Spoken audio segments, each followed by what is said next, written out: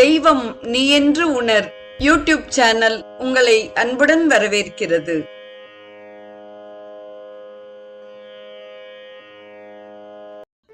அன்பு உள்ளங்கள் அனைவருக்கும் ஒளிமயமான உற்சாகமான காலை வணக்கம். செங்கதிர் தேவன் சிறந்த ஒளியினை தேர்கின்றோம், அவன் எங்கள் அறிவினை தூண்டி நடத்துக என்ற ஆதவ பிரார்த்தனையுடன் இன்றைய நிகழ்வு உதயமாகிறது. இன்றைய ஸ்ரீ சௌரம் நிகழ்வில் கிஷ்கிந்தா காண்டத்தின் 2ஆம் பகுதியான வனத்தில் ஓர் அற்புதம் குறித்து நாம் சிந்திக்க இருக்கிறோம். ஆஞ்சநேயன் அந்த தேவதையை நெருங்கி நமஸ்கரித்தான். யார் என்று கேட்பது போல் அவனை நிமிர்ந்து பார்த்தாள். அம்மா, நாங்கள் ஒரு முக்கிய காரியத்தை உத்தேசித்து புறப்பட்டு வந்திருக்கிறோம். இந்த குகையில் சிக்கி எத்தனை நேரம் வழி தெரியாது திண்டாடினோமோ அது எங்களுக்கே தெரியவில்லை. பசியாலும் தாகத்தாலும் நாங்கள் மிகவும் வருந்துகிறோம். இந்த நீரோடைகளில் இறங்கி தாகம் தீர்த்து கொள்ளவும் கனிகளை புசித்து பசியாற்றிக் கொள்ளவும் அனுமதி தர வேண்டும் என வேண்டினான்.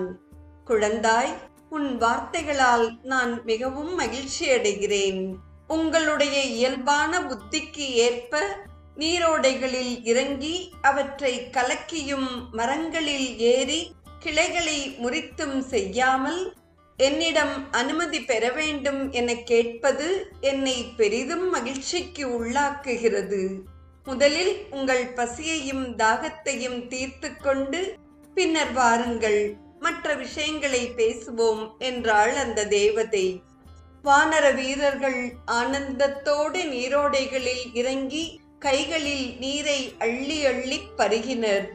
மரங்களை உலுக்கி கீழே உதிர்ந்த கனிகளை புசித்து பசியாற்றினர். களைப்பு நீங்கியதும் ஆஞ்சநேயன் அந்த பெண் தபசியிடம் சென்று அவளை வணங்கி ஒரு புறமாக கைகளை கட்டியபடி நின்றான். குழந்தாய், உங்களுடைய பசியும் தாகமும் தீர்ந்தனவா என்று அன்புடன் விசாரித்தாள் அவள். அம்மா, தங்கள் கருணையால் நாங்கள் உயிர் பிழைத்து விட்டோம் என்று பணிவோடு கூறினான் ஆஞ்சநேயன். இன்னும் சிறிது காலம் ஓய்வு எடுத்துக் கொள்வதாக இருந்தாலும் இந்த சோலையில் எங்கு தங்கவும் அனுமதி தருகிறேன் என்றாள். அம்மா, தங்கள் அன்புக்கு எல்லை ஏது? ஆனால் எங்களுக்கு நேரம் இன்றியமையாததாக இருக்கிறது. இங்கிருந்து வெளியேற வழிகாட்ட வேண்டும் என்று ஆஞ்சநேயர் வேண்டினார். குழந்தாய், இப்போது சொல், நீங்கள் யார்? யாரும் நுழைய முடியாத இந்த தேசத்திற்குள் எவ்வாறு வந்து சேர்ந்தீர்கள் என்று கேட்டாள் அந்த தேவதை.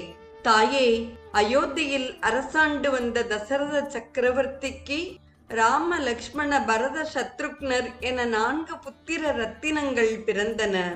தந்தையின் விருப்பத்திற்கு இணங்க பரதனிடம் ஆட்சியை ஒப்படைத்துவிட்டு மூத்தவரான ராமர் மனைவி ஜானகியுடன் கானகம் வந்தார். அவருடன் இளைய பெருமாள் லக்ஷ்மணரும் வந்தார். அவர்கள் பஞ்சவட்டியில் தங்கியிருக்கையில் ஜானகியை ராவணன் கவர்ந்து சென்று விட்டான். அன்னையை தேடி அவர்கள் வருகையில் கிஷ்கிந்தையில் எங்கள் அரசன் சுக்ரீவனை கண்டு நட்பு கொண்டனர். எங்கள் அரசனுடைய உத்தரவின் பேரில் நாங்கள் அன்னையை தேடி வந்தபோது எங்கும் வறண்டு கிடக்க ஒரு புதரில் மட்டும் மலர்கள் பூத்து குலுங்குவதையும் ஹம்சம், கிரௌஞ்சம் முதலான பறவைகள் உள்ளிருந்து புறப்பட்டு ஆனந்தமாக பறந்து செல்வதையும் கண்டோம். ஆகவே அருகில் நீர்நிலை இருக்க வேண்டும் என நாங்கள் புதருக்குள் நுழைந்தோம். பயங்கரமான இருளில் சிக்கி ஆரம்பமும் முடிவும் தெரியாது தவித்து பின்னர் இந்த சோலையை அடைந்தோம். சுக்ரீவன் எங்களுக்கு கெடு வைத்த 1 மாதம் தீர்ந்து விட்டது. ஆகவே மேலும் தாமதிக்காமல் தேட வேண்டிய இடங்களை பார்த்து கொண்டு ஊர் திரும்ப வேண்டும். இங்கிருந்து வெளியேறும் வழியை தாங்கள்தான் எங்களுக்கு காட்டி அருள வேண்டும் என்று வேண்டினான் ஹனுமான். குழந்தாய், இந்த தேசம் மயன் என்ற அசுர சிற்பியால் தனக்காக உண்டாக்கி கொள்ளப்பட்டது.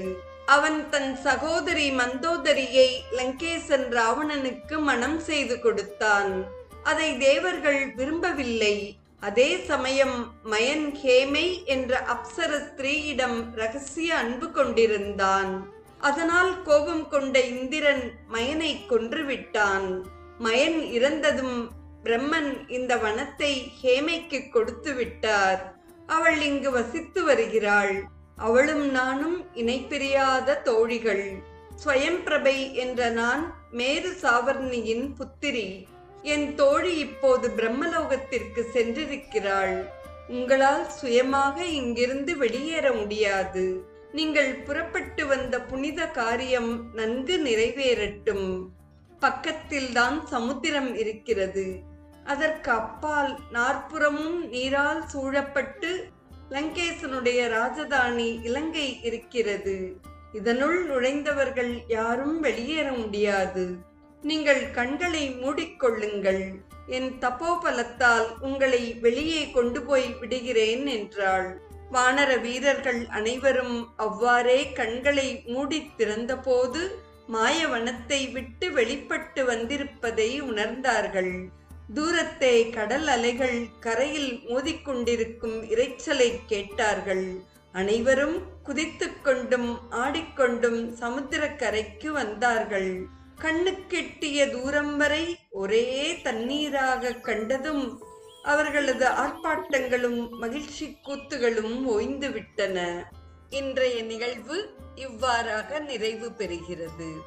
நாளைய ஸ்ரீ சௌரம் நிகழ்வில் அருணபுத்திரனின் அற்புத உதவி பகுதி 1 நாம் சிந்திப்போம். இன்றைய ஸ்ரீ சௌரம் நிகழ்வில் வனத்திலே ஓர் அதிசயம் நிறைவு பகுதியை செவிமடுத்த அத்துணை நல்ல உள்ளங்களுக்கும் நெஞ்சார்ந்த நன்றி. மீண்டும் நாம் நமது பயணத்தை ஆதவனுடன் நாளையும் பயணிப்போம். தெய்வம் நீ என்று உணர் யூடியூப் சேனலை கேட்டு மகிழ்ந்த நீங்கள் உங்கள் நட்பு வட்டத்திற்கும் பகிர்ந்து தொடர்ந்து உங்களது நல்ல ஆதரவினை சப்ஸ்கிரைப் செய்து வழங்குமாறு அன்புடன் வேண்டுவது உங்கள் அன்பின் விசாலம்.